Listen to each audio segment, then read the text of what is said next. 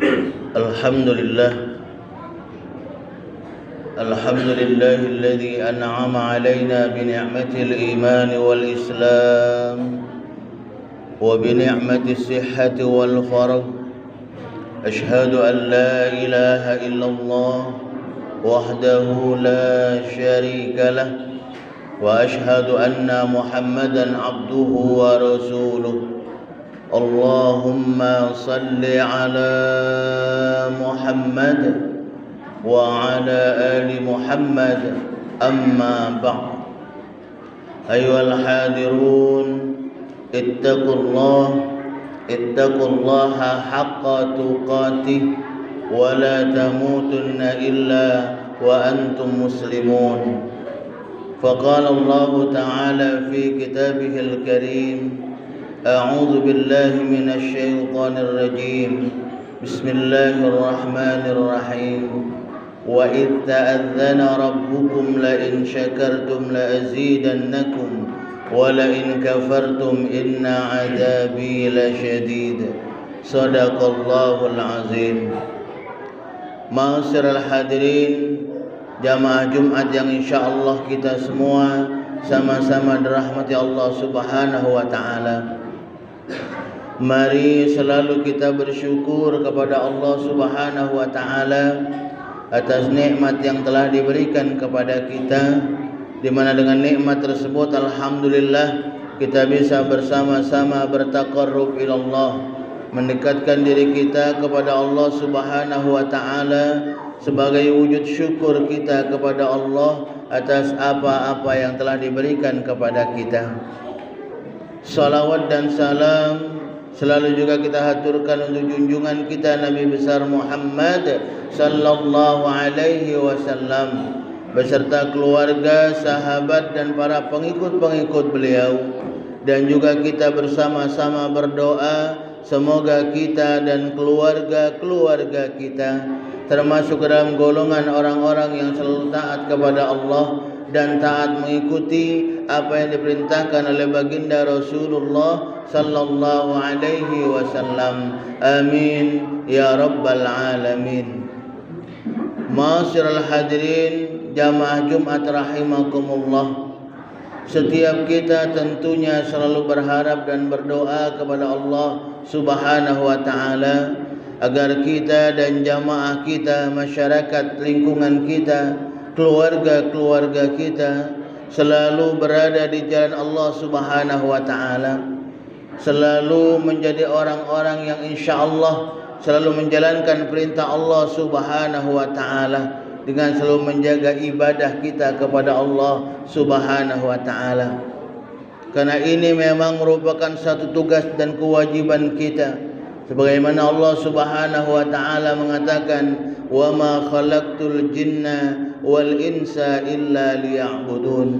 Dan tidak aku ciptakan jin dan manusia, kata Allah, kecuali hanya untuk beribadah kepadaku. Maka oleh karena itu, ma'asyiral hadirin, jamaah Jumat rahimakumullah, mari kita bersama-sama saat ini, di mana juga saat ini kita berada di tahun baru miladiyah tahun 2024. Disinilah untuk tempat kita bersama-sama mengoreksi diri kita, untuk kita bersama-sama memuhasabai diri kita, bagaimana diri kita di tahun yang lalu, bagaimana ibadah kita kepada Allah Subhanahu wa taala, bagaimana amaliyah kita kepada sesama manusia. Kalau kita merasa di tahun lalu kita masih belum maksimal dalam mempergunakan nikmat dari Allah Subhanahu wa taala untuk banyak beribadah kepada Allah, belum maksimal dalam kita melakukan kebaikan-kebaikan kepada sesama manusia, menjadikan diri kita ini manusia yang baik. Karena manusia yang baik dikatakan oleh baginda Rasulullah, khairun nas anfa'uhum linnas. Sebaik-baik manusia ialah mereka yang bisa memberikan manfaat kepada orang lain. Ketika kita sekali lagi di tahun lalu belum maksimal untuk melakukan ini, mari yuk di awal tahun ini kita bersama-sama menanamkan di dalam hati kita, berniat bersama untuk kita memperbaiki segala kekurangan-kekurangan yang belum kita laksanakan. Kekurangan dalam hal ibadah kita, kalau mungkin maaf tahun lalu ibadah solat kita masih belum sempurna, solat 5 waktunya belum sempurna, mari yuk kita tahun ini berniat untuk menyempurnakan ibadah kita kepada Allah Subhanahu wa ta'ala. Terutama kami katakan solat kita.